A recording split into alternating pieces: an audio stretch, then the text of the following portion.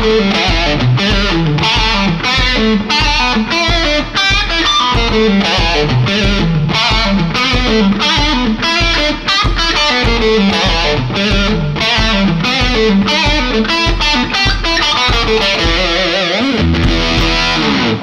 right, there are three things we're going to work on with this phrase, and they're all really important. And the first one is it's very syncopated. The rhythm, the emphasized notes, 1 and 2 and 3,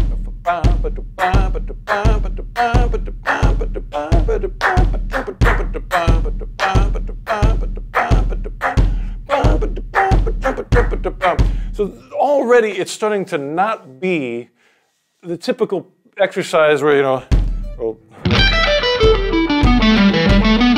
where everything is kind of, you know, right on the downbeats. This is playing against the downbeats with a syncopated beat. So 1 and 2 and 3 and 4. To me, you know, if you just listen to it and sing it, it's not particularly, it's not weird or exotic. It's just kind of funky.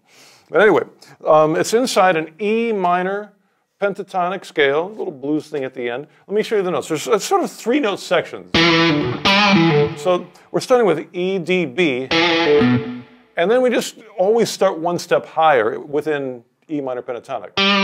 So let's see. Next one would be that's G, E, D, and then it's nice because it starts out in that square pattern. That'd be A, G, E.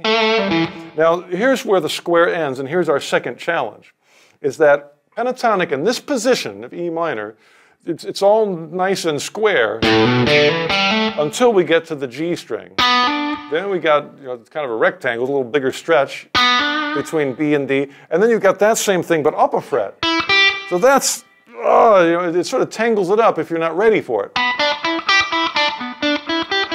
But we're going to practice it so we are ready for it. So we go 1, 2, 3, 1, 2, 3, 1, 2, 3. Now that's the first weird one in terms of having to be ready for it. Your first finger has to go down a fret to the B, and then you've got, you know, what finger should you use? Should you go back to where you were? I don't know yet. Let's figure it out. I'll let you sort it out. It's really, there's not one right way. Whatever fingers feel the most comfortable, but you got to be ready for it. And then there's the next one, a bigger stretch, D, B, pull off, and then the A. And then we're up to, there's another kind of a big stretch, E, D, B. And then we get to the top, G.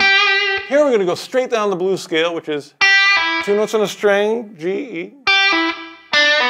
There's that thing I was telling you about where you got to shift down a fret.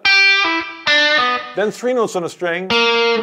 First time we use the devil's note. That's the tritone. In this case, the B flat, A, G, 3 notes on a string, and then we're home with E. So.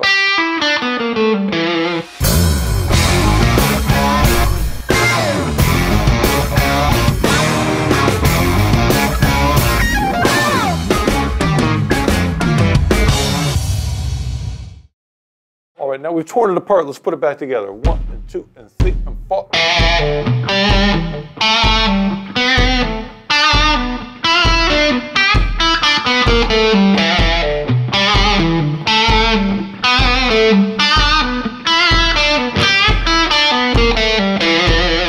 Now, maybe the most important thing that I want to get across, I'm sorry I saved it until now, but you're still here, and that is that the volume, the attack that I'm using to play these notes is not always the same.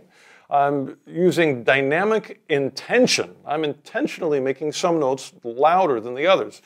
Do you know which ones they are? They are 1 and 2 and 3 and 4.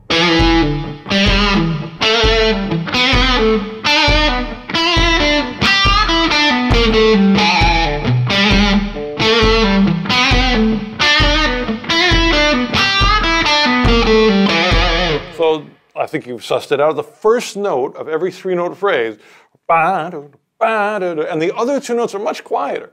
So, now this is the sort of thing that you do not get when you practice scales up and down, because scales up and down, everything tends to be the same volume, same length. you know, maybe everything's on the downbeat. So this really wakes up your technique. It's just, you know, you have to deal with this controlling the volume. Now, how do we do it? Of course, we can pick it harder, but we also, how do we make the ones quiet? One way is a pull off, and also maybe muting a little bit with this hand. And then when I hit that third note, I just hit it real light. So I'm going to show you with maximum contrast. You could also, you know, even it out. It sort of loses its soul when that happens, doesn't it? And it really gets some more emotion that way. So that's what we're trying to do for each little 3-note section. Loud, quiet, quiet. Now that one, again, I'm picking the first note loud. Then I might even not pick that second note, just sort of hammer it on. And that's the thing, just do a little pull off. There's also vibrato, and every loud note has vibrato on it.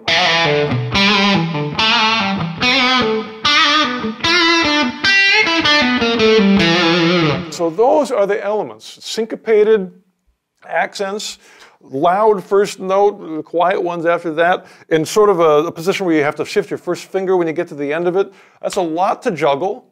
But hopefully I've broken it down to the right level of detail so you can get it. And man, this just opens up, you know, it takes kind of something that would be an exercise. I mean, imagine if you thought like, oh, I've got it, I can do this.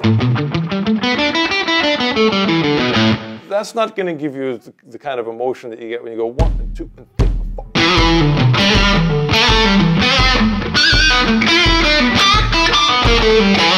That's just a whole different level of making it work. So I hope you enjoy that one. If everyone works on this kind of stuff, I'm so happy as a teacher. This is my purpose on this world as a rock teacher is paying off if you do this. So please make this sound great when you play it, and I'll be very happy. Thank you very much. Rock and roll.